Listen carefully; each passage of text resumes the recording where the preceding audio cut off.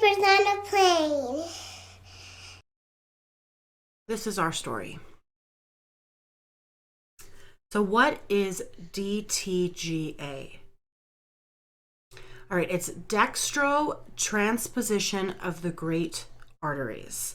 There are a lot of different types of TGA, so transposition of the great arteries, but our son had d-TGA, so that is what we're going to focus on in this video, primarily because we don't know anything about the other ones, and that's not our experience.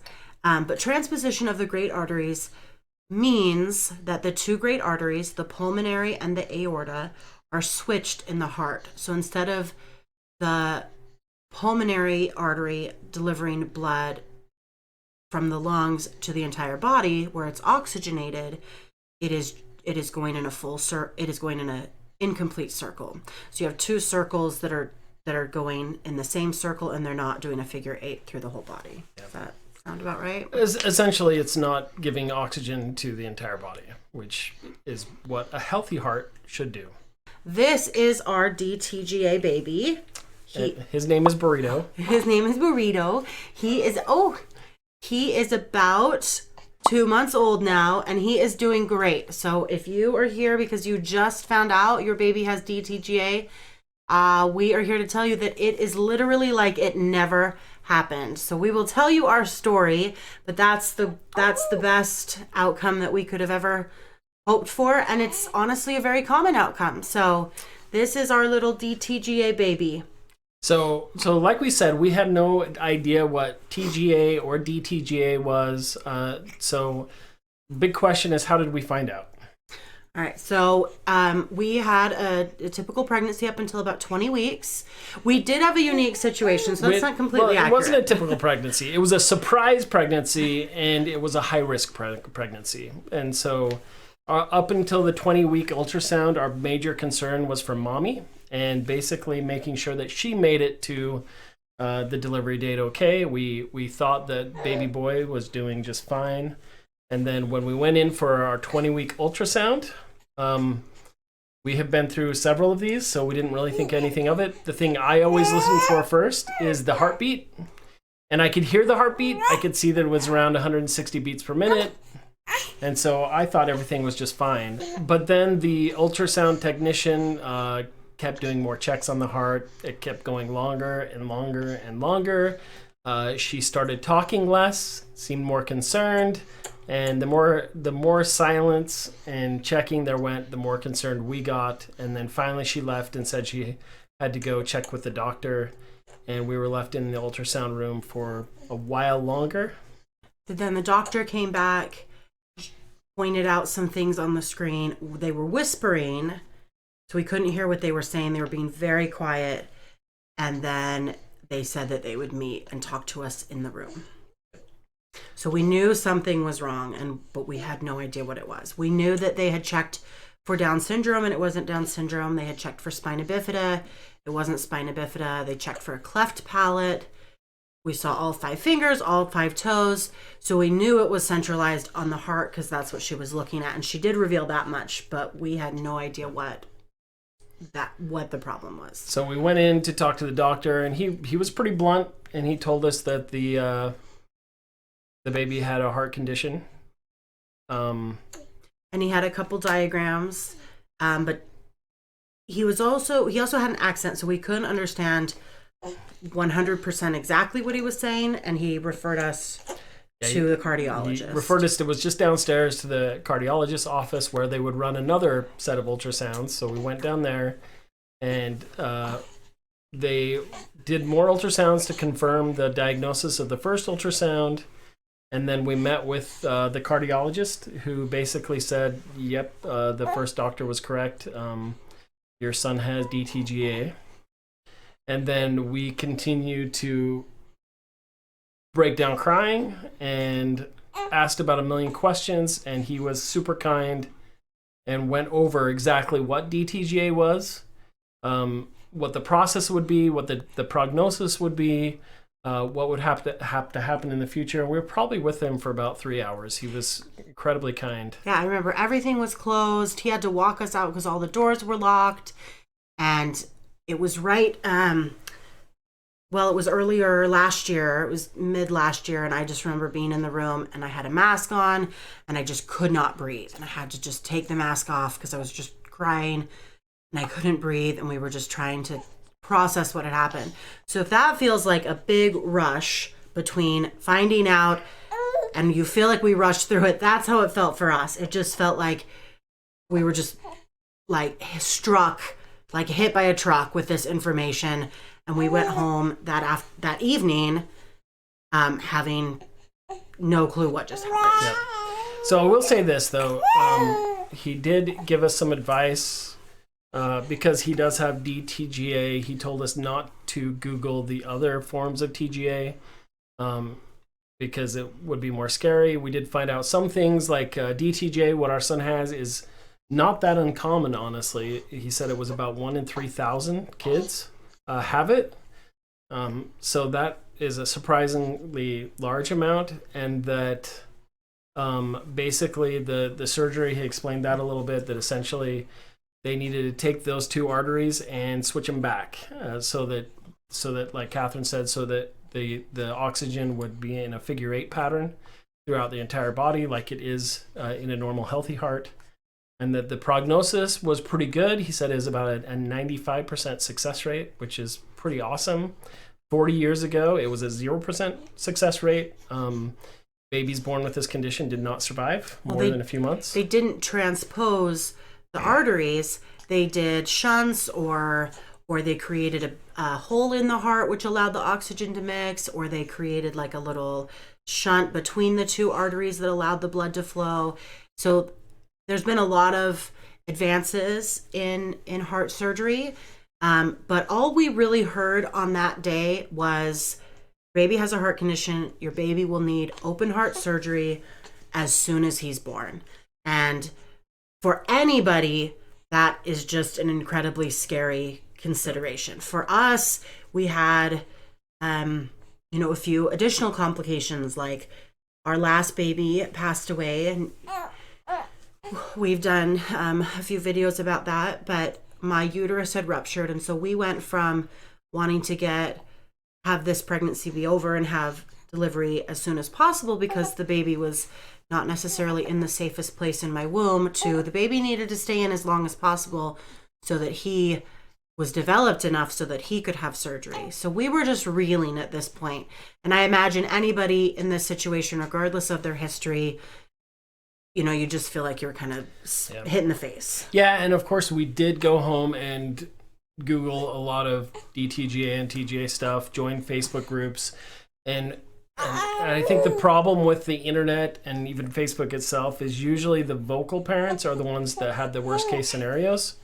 And so that did not improve our anxiety, even though we were assured that the prognosis was really good. The outliers are always scary. Well, and for me, like hearing 95%, I am not somebody who's an eternal optimist. And so I heard 5%. I heard there was a 5%, problematic rate. And that was really, really scary for me. And as much as I wanted to focus on the 95, I couldn't. So to go back to the Facebook groups, they're very helpful in terms of like finding like the hospital that you want to go to, or the surgeon, or asking like the right type of questions. But our advice for anybody in this situation is as hard as it is, and again, I feel you, don't focus on the negative, don't focus on the horror stories, take the information that you can moving forward, and it's always easier to say this in hindsight, but you can't change what's going to happen. Yep. Yeah, definitely. Having been through the experience now, I can look at it in the rear view goggles, and it's a lot easier to look at. So that was our first initial visit. We kind of left dumbstruck. Yeah. Okay, so what did this diagnosis mean for the rest of the pregnancy? So we found out at 20 weeks. We still had 20 weeks to go. Is it chilly? Yeah, it is. Let your fire fall and cast out all my fears. Let your fire fall, your love is all I fear. Nice!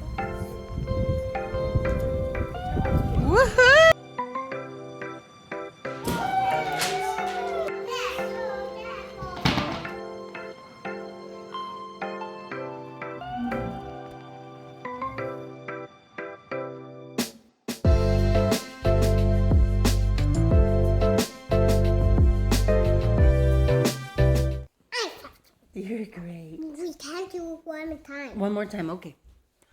Mommy loves you, maybe baby. You are sweet as sweet can be. You are mine and mine forever. Oh, my darling.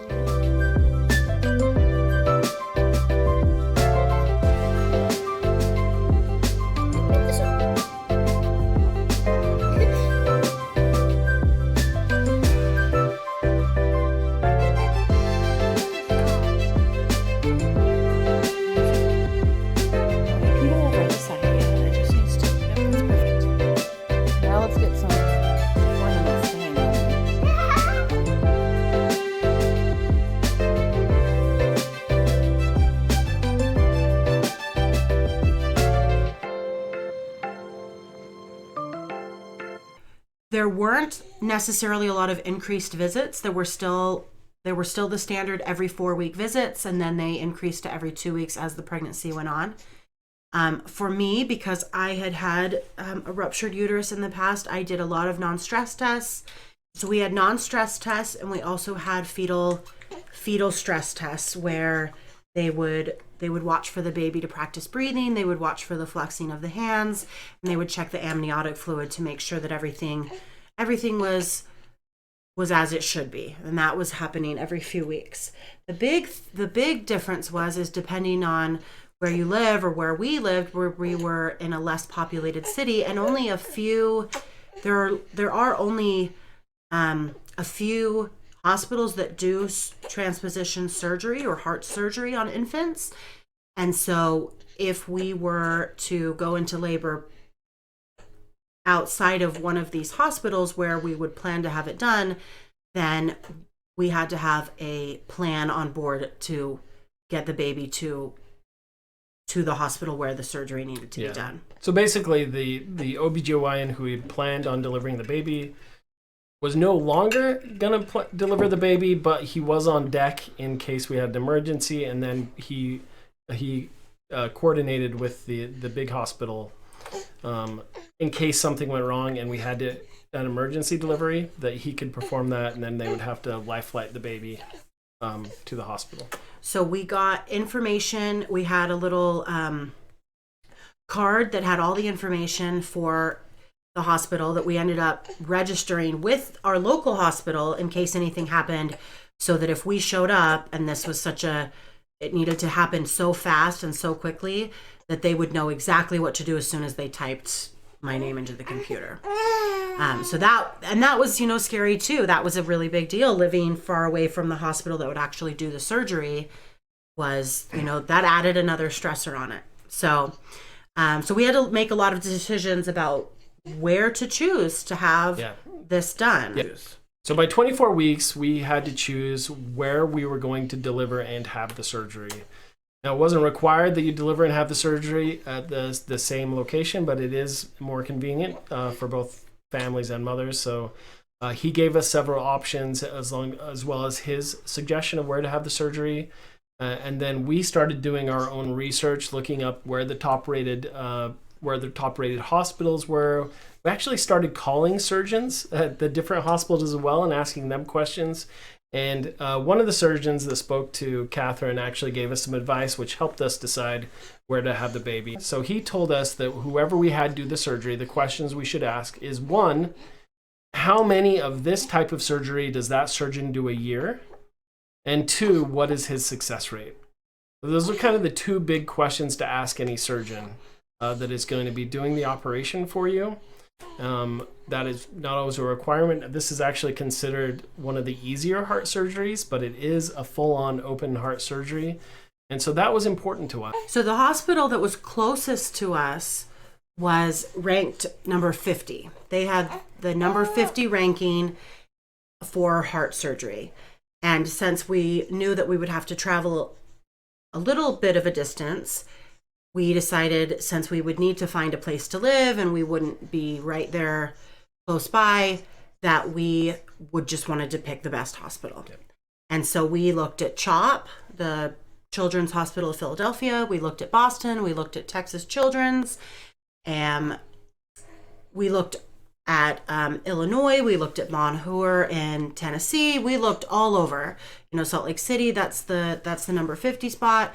And then St. Louis was a little outlier. It was ranked number 17th on the list of the rankings, but we decided to include them. We just felt prompted to include them, and we called them, and they were actually one of the top hospitals that our cardiologist recommended. And we called them, and they had this list of, or all the questions that we had for them just really were all the things that we were looking for. So one of the things they did was they had the mom and heart center. They were a connected hospital. So there was no traveling, not even like across the street or across town or 5 minutes. It was literally a wheelchair ride away. Yep. The other things were they had 100% room in with baby at all times. We never had to leave the baby's side. We got to stay in the room with him. We never ever had to leave him. Their COVID protocols were, they never denied visitors. There was always a visitor policy where a family member could be with the patient at all times. That was really important to us. And the surgeon, the cardiothoracic surgeon that would be doing his surgery, was one of the top rated surgeons in the country. And we decided, because we had purchased a summer house that was a few hours away, that we would go interview this hospital and see how it went. And we had a bit of a rocky first appointment with them. And really looking back, I think a lot of that was shell shock. We're very nervous, and it was kind of rough. So our first visit was kind of rough, but after that, we decided to go back and have a kind of a more fleshed out list of questions, and that appointment went amazing. Yep. We felt this absolute sense of peace. They answered every one of our questions. We got to have a Zoom calls with the surgeon. He kind of hit all those bars. He performed a lot of those surgeries, had done it over a matter of decades, and could remember the very few unsuccessful surgeries. He kind of went over those, and we just felt like in 24 years he'd only had three surgeries that didn't go exactly as planned, and they had underlying conditions. And he just seemed pretty amazing. And so they never rushed our appointments. Everything just felt like it was just really great. So now that we had chosen a hospital, we continued to do all our visits at that hospital, both my prenatal visits, and then we would meet with the team for post birth. So the team that would be taking care of him. And then that's what it went like until the end, until the next, until we got to the designated delivery date. And then I did meet, at our local hospital just to do the non-stress test. So we didn't have to go up to, we just went to a local hospital for those. Yep. So that wasn't necessary to travel for those. So we started all our meetings, and then speaking with the doctor later on, because Catherine was high risk, we needed to have the baby earlier than 39 weeks. And so ultimately the maternal side and the infant side decided on 37 weeks as kind of like the perfect scenario, where we didn't want mom to go too long, but we didn't want the baby born too early. And ultimately the doctor then decided, typically the d-TGA surgery is done within 3 days to a week of birth. But he decided, since our baby was going to be born a few weeks early, that he wanted to postpone the surgery for 2 weeks to give him a chance to grow a little bit more, which made us very nervous. But we understood the pros and cons of that, and ultimately we went with what the surgeon suggested because we trusted him. And that, I think, is one of the reasons that St. Louis was so appealing. Even before we knew we were going to postpone the surgery, knowing that we could be with him and room in with him, it made such a huge difference then, even more so when we knew that we would be waiting 2 weeks to postpone the surgery. So what they want to see before surgery is a baby who can breathe, even if he needs to be extubated or she needs to be extubated, that their lungs are working properly, even with assistance. That they're able to do all the normal baby things so that after they get out of surgery, their body knows what to do and that there aren't additional complications that they need to address. So, yep. So let's talk about the day of delivery. So the day of delivery came, and we went in for the C-section. And like we said, Catherine was high risk, but everything with the C-section went perfectly. And little Burrito was born. And of course, the first thing we did was listen for him to cry. What we had anticipated was he may come out blue. That's cyanotic. That's often typical. We should also mention that he had d-TGA. With d-TGA, sometimes you may have an ASO, which is an atrial hole, or you may have a ventricle hole. If you have those holes, then the blood is mixing with the oxygen. Burrito didn't have any of those. Yep. So we didn't know, and he was getting oxygen from the placenta when he was in the womb. So we didn't know if he would be able to breathe if he's able to breathe. We didn't know if his blood would be oxygenated at all when he was born. So the first thing we were, of course, listening for was a cry. And he did cry, which was a huge relief. For a minute. Yeah. And then he stopped. And he immediately stopped breathing. And and then he went blue, and they were over in the corner, quickly intubating him and getting him on a respirator, which was expected, I guess, but still not completely anxiety causing. Another great thing about St. Louis, and they were fully prepared. So in the OR, in the surgery room, they had the team for me, but then they also had, the typical pediatric team for the baby, but then also the surgical team as well, and then also the respiratory team as well. Yep. And then they had a video there that they brought over to the bedside where I was, so I could see him, and it wasn't just I wasn't just listening and waiting unaware and not knowing what was going on. They were pretty amazing. And so he was purple, getting intubated, and as soon as I knew Catherine was okay and they were sewing her up, she shooed me off to go stay with Burrito. And so I followed Burrito over to the ICU room where he was still intubated, and there's something called prostaglandins that in the uterus that the mother produces. It's a hormone that causes one of the ventricles in the heart to stay open. It's where you get the oxygenated blood from the placenta. And that's why a baby with d-TGA is fine in utero, because they're getting oxygen from the mother, not from their lungs, because they can't breathe yet. So they're fine when they're inside mom, but once they're outside, that vein from the placenta starts closing up. And so they wanted that to stay open, so they started giving him prostaglandins, and they were hoping that would keep his oxygen rate high enough that he could last 2 weeks on enough oxygen, but not too much oxygen for 2 weeks. And within the first few hours, his oxygen started dipping low. Catherine was still in recovery, and I was with the big cardiac team all surrounding him, watching him. And it became pretty obvious that he wasn't going to maintain a high enough oxygen level. They wanted to see him at the max around 85, and they really didn't want to see him below 75. And so he was dipping down into the 60s. And so it was pretty obvious that he would need some intervention. And so they had already talked to us about this, but what they wanted to do was called a atrial septostomy, where essentially they send a tube up through the heart into the chambers, and it's a catheter that fills up a little balloon that basically doesn't puncture, but it pushes a hole in between the two chambers so that the blood can mix a little bit better, and then they continue to give those prostaglandins so that he has enough oxygen mixing so he can survive until surgery. So if your baby has d-TGA with ASO, that's essentially what they did to him. Is he had d-TGA and they gave him an ASO defect so that his blood would mix until he could go to surgery. Yep. So that was the first nerve-wracking thing, is they sent him off to do that, and basically he was gone for 4 or 5 hours. And Gabriel was with the baby the whole time, and I'm just getting text updates, and I'm trying to recover and just hear about things, on the other side. Yeah, and so that was the first day, and after that, his oxygen level started going up again.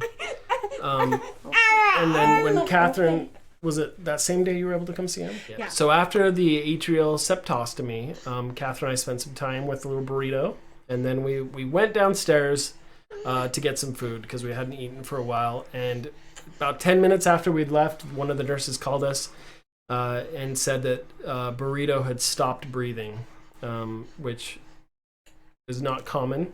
So they had to bag him. So they had him off the ventilator. They had to bag him and then put him back on the ventilator, which freaked us out. Come to find out later, I think there was his prostaglandin line had been leaking, and then I think it gave him a big dose of prostaglandins, which one of the side effects of prostaglandins, because you're getting that in utero, it kind of tells your brain to stop breathing. So that's one of the side effects. So I think he'd gotten a dose of it, and he'd stopped breathing, but it was caught immediately, and he was okay. That was super scary. So at that point, he really was doing great. Like, we had 2 weeks. He was in the ICU after they take the baby directly from the delivery room to the ICU. And then that's where he was for just about the next 2 days. All right, so that's where he was for about the next 2 days. And then they were able to move him down to the TCU status, which is transitional care unit. And it's on the same floor as the heart center. It's just on a different side, and they have different doctors who do the rotation, and it's less frequent monitoring. Yep. So from there, he was able to start feeding, getting used to breastfeeding, start gaining a little weight. We were able to do all the baby stuff with him. And we were able to kind of pick him up at will. He didn't have as many cords and tubes and everything. And so it was really nice. We just had this room with him where we were all together, and we just kind of took care of him there like a normal baby for the next couple of weeks. Yeah, 2 weeks. Not to say it was easy. It was definitely not easy, sleeping in the hospital and living there and kind of saying, why can't we just do the surgery now? It was kind of our thought, because it was a long time watching his oxygen go up and down. But really in hindsight, everything went pretty smoothly up until the surgery day. All right, so 2 weeks, now the day of surgery. So 2 weeks exactly from the day that he was born, his surgery was planned. And we had to also be warned that if a baby came in, that a baby or a child, because this is a pediatric heart center unit, came in that was more severe, that needed a heart transplant, that had a very severe case, that needed surgery, that we could be bumped. So we were waiting for this 2 week deadline, also knowing that it might not happen on that day. But we were fortunate that it did. We spent all night with him. Say hello, everybody. Say I'm really brave. I'm going to be really brave for tomorrow. That we just cuddled him and loved him, and we spent every night that way, but that night felt, a little bit more it was nerve-wracking. Anxious. Yeah. They came in, his surgery was scheduled for about 7:30 that morning. So about 5 a.m. they came in and they started prepping him. They started placing IVs, and they had to give him 2 sanitizing baths with special cleaning soap. What else did they do that morning? Oh boy, they ran a lot of tests, got him ready. There was a whole diorama of things. Barrage of protocols. Yeah. We were able to go to the operating floor with him. So they put him. He actually stayed in his bassinet that he had in his room, and they just took it off of like the unit that's in the room, and they put it on a traveling cart, and we were able to go down to the floor, and it was there that we gave him a kiss and a hug, and we talked to the team for a minute, and then we were able to download a really cool app that the hospital uses where they give us updates the whole surgery long. They included pictures and videos and texts. And it's kind of like Snapchat. The pictures actually don't stay very long, so if you want to keep the pictures, you have to take a screenshot with your phone. But they gave us updates throughout the whole process, from the anesthesia all the way through the surgery, and then they ask you how many pictures do you want actually, and what you want and don't want to see. We had told them that we wanted to see everything, and so we got pictures of the entire procedure. And you can change your mind midway. You can say, hey, this is too much. Let's just get text updates or whatnot. But it was really, honestly, for me, it was great to see, because I just felt like I wasn't just waiting on the other side of it. And then I got to see a little bit of what he was going through. So it was a lot. And they also called us every hour to also give us a verbal update over the phone. And so we were so tired. We literally almost stayed up all night. There's so much anticipation. And so we were really tired, but I remember the phone would ring and we'd be like kind of asleep because there's nothing else to do. We brought books and we brought other things to do, but there was no way we could focus on anything. So yeah. And I mean, for our situation, he went in, the surgery went quicker than expected. Afterwards, the nurses and the doctor came down and just said everything just went right in order. No complications, exactly as they had expected. They cooled down the heart when they put him on a lung and blood bypass machine, a heart and lung bypass.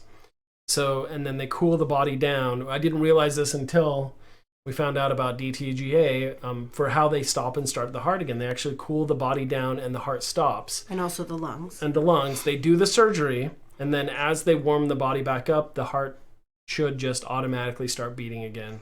They do put some pacemaker wires. They do insert them through the chest and leave them even after surgery in case they need to get the body going on the right rhythm, or the heart. But for him, when they came down, they said his heart just started right back up, and it just had a perfect rhythm. And so we are very grateful for that. They said it was one of the quicker surgeries. And so we thought that was a really good sign. So we came down, everything looked perfect. And immediately, the first thing we noticed is that his complexion had changed. So the d-TGA surgical procedure, they have to cut the chest open. Then they have to cut open the breastbone. And then, like we said, you've got the two arteries. They have to cut those where they connect. They have to move them and then re-sew them. But there's also coronary arteries that go through. And so they also have to reattach those. That is the surgery itself. Yeah. The two coronary arteries are the ones that actually give oxygen to the heart. And so those have to be moved as well to the correct... So the first thing we noticed when he came back from surgery, and we didn't mention this before, because we didn't really notice it as much, is that his complexion had completely changed, really, to what you see now. Yeah. But he before surgery, he was a little, they call it dusky, in that he was blue around the eyes. His fingers, in between the fingers, were a little bit darker and blue, because he wasn't getting as much oxygen going through his body. When he had like splotches of red and purple and blue, and and he was also extremely swollen when he was born. I mean, he was so swollen for 2 days he couldn't open his eyes at all. So his circulation obviously wasn't working properly, right? Yeah. And so that was pretty cool to see that immediately after the surgery, his body was circulating the blood properly, and it just completely changed his complexion. And not just his complexion, but like he looked like a different baby, not just with his complexion, but being swollen and just the way that he just his normal just appearance.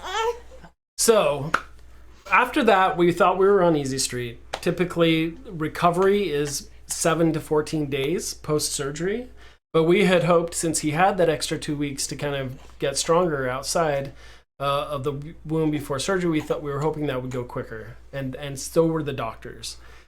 We then proceeded to have the worst 48 hours of the experience. He was on a lot of medications, blood thinners, like heart regulation medication. There's a whole slew of medications on the side. This is Benny's second day, almost 24 hours after surgery. He's got his incision, and then this is covering up the areas where his drainage tubes come out. They're already about half as dark as they were yesterday, and they'll turn totally clear. These are monitoring him, and then he's got his IVs where his medicine go in. Blood pressure cuff, pulse ox. Still intubated, but he's taking breaths on his own, lots of breaths on his own. He's wiggling around. He's got an NG tube, more monitors, and another IV.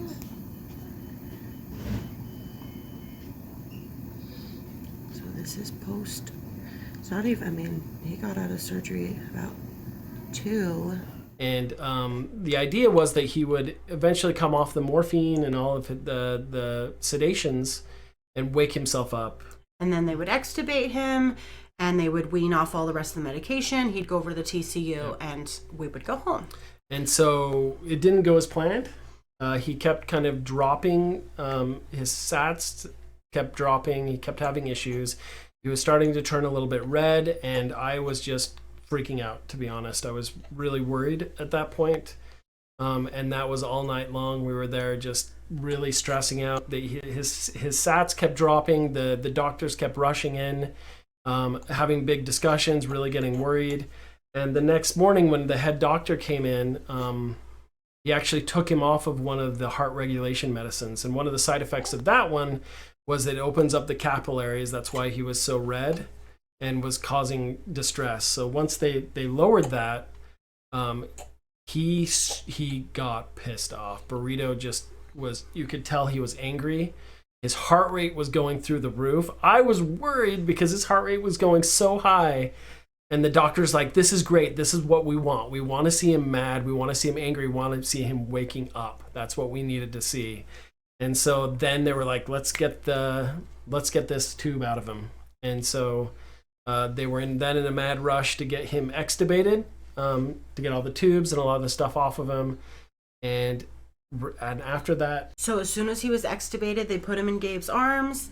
I actually wasn't there. Like Gabe said, it was a really rough 48 hours, and I was trying to talk to the team. They were an excellent team, but I did kind of feel like a little bit dismissed the night before. I had tried to bring up a couple concerns, like him not waking up, his red face, and it was a lot for me, a lot in particular because of our past experience with our last baby. And so I ended up leaving for that night, and I went and stayed at a house that we were staying at, and I just was kind of wrought with distress. And so I got a text in the middle of the night that he was extubated and he was doing great. And it just kind of, for me, it just happened out of nowhere. But that's what ended up happening. So after he was extubated, they put him in Gabe's arms, and he was just content. He was just, his blood pressure went down. His face returned to its normal color. And honestly, he never had another bad episode after that. And we thought, because he'd had that bad 48 hours, we thought, well, there's no way he's going to go home early. But after that, he just hit all his milestones like a champ, and we went home on day 7. So the criteria for going home is they need to be gaining weight. Gaining weight for cardiac babies is even more important than for regular babies, because they can't heal if they don't have nutrition and they're not gaining weight. It will set them back. So they needed to see that he was gaining weight, that he was feeding. They would send us home with an NG tube, which is the tube that goes through your nose and down into your stomach, and you feed it with a bottle or a tube. And they were willing to send him home on that, but they were not willing to send him home on oxygen. So he needed to be breathing, because if he wasn't breathing, that indicated there was an additional problem, that his arteries weren't carrying the load correctly. So he needed to be breathing without any assistance through his nose. He needed to be gaining weight. And those were really his 2 milestones that he needed to reach. And we actually got the clear on day 4 to go home, but they needed to get appointments set with the cardiologist, with the pediatrician, get all the clearance from the hospital for his insurance. And then they started that process on day 4. Not that we could have got home on day 4, but they were continuing to watch him. But they let us know on day 4 that they planned on him going home on day 7. They had the car seat test and all of that good stuff. So to leave the hospital, you have to get an echo, you have to get an EKG, you have to get x-rays of the heart to make sure that what happens when he leaves the hospital, the cardiologist at home can check up on that and see how the process is going and have the comparison from right when he leaves the hospital. So that was our day of going home, was hooking him up to a million things and having all those tests done. And we had to swap back and forth because we had our kids up there in St. Louis with us at a house. And so Gabriel had been there that night, and he did all of the things that he needed to do with him. Like we had to also watch an infant CPR video. And then we swapped, and I got there and I wrapped everything up, and we probably went home by 5, I think, 5 p.m. Yep.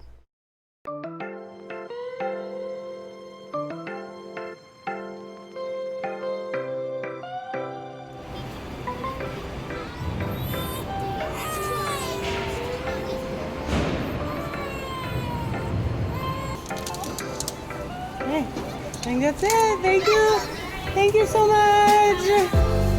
Mama, baby, he's so cute and adorable. I know, isn't he so precious? And so we just went home on some antibiotics and some Lasix. The Lasix are pretty standard to help keep fluid off of the heart. And then the antibiotics is because he was a little bit red on one of his incisions, and they were debating whether to keep him at the hospital or allow him to come home. But they allowed him to come home with some antibiotics. And so every morning, we would take a picture of his incision and send it to them so they could take a look at it, and it cleared up. And then 2 weeks later, we went and met with his cardiologist that he'll see for the rest of his life. And his pediatrician. And he was growing right at pace with what he needed to. He was gaining weight, and the cardiologist they weren't concerned with anything when he left the hospital, but they wanted him to follow up and check on a few things. So at his 2-week cardiology appointment, he had another EKG, another echo, and he said that all the things that they wanted to kind of resolve that are typical post-surgery had all resolved. And he was cleared for another 6 weeks. Yeah, so essentially, clear for another 6 weeks. We'll probably have appointments every month for the next year. And then after that, every annual checkups. And that's just to make sure everything still looks great. But yeah, that's our story so far. If you made it this far. And things are looking awesome. We are going to do updates every 6 months. And just tell you how little Burrito is doing with his d-TGA surgery. Also taking him home is you're not able to lift him underneath his arms, so like this, either front or back, for 6 weeks post-surgery. Or actually, I think it's 3 weeks post-surgery. We ended up waiting a whole 6 weeks because we just wanted to be extra safe. And if he gets any sort of infection in the first 6 weeks also, it can go to his heart, and then that can also be really scary and cause problems. So for the first 6 weeks, post-surgery is like the most critical time in terms of care and being out and about and their immune system and being around people. So we just took it really easy for the first 6 weeks. Like we said, he's now 9 weeks, so he's about 7 weeks post-surgery. And look at him. He's holding up his head. He's doing awesome. You really would never know. Nobody would ever know just looking at him. Yep. So if it weren't for the scar on his chest, you would never know. It's pretty miraculous. And I tell people all the time that it's incredible. These doctors, the surgeon and his team, can take our baby who otherwise would not survive, take him into surgery room, change the plumbing around on his heart, fix the problem, and then give him back to us. And you got to take him home. it's amazing. It's miraculous. So we went from being absolutely just terrified, didn't know what to think, scared to death, to now, smiling about it and happy about it. And I've heard a lot of and so I would say for any parent going through this, like, I know that there's no other way to go back and view things differently. But it's always easy to say this, but if I knew than what I know now. Like there was so little to be afraid of. There's always going to be anxiety, of course, going into surgery and being on a heart and lung machine, but everything just went wonderful, and they saved his, they fixed him, and he now will have a long, wonderful, joyous life. So that's our little buddy with his little scar. It looks great. We do put vitamin E on it, just to help his little redness, but it's totally healed. The first few weeks, he did have his dissolvable stitches. They actually pushed themselves out at the top and the bottom, so they were a little bit hard for a few weeks, but it's just soft. You can see, so they had 2 drain tubes. You can see the little scars right there where they had drain tubes to drain the excess fluid from his heart, and they pulled those out like on day 2. And that was when they pulled out these tubes and they uncovered his bandage, and then they planned on extubating him within a few hours of doing that, and that's when he didn't wake up for the next 16, but he just needed a little more time. So Yep. Like and subscribe if you like what you see. If you have any questions about d-TGA or our experience, we're more than happy to chat with you. Just let us know. Full disclosure, we are not medical professionals. We have just been through the process. This is just our story. This is just our story as parents going through having a baby with d-TGA. So thanks for watching. Have a great day.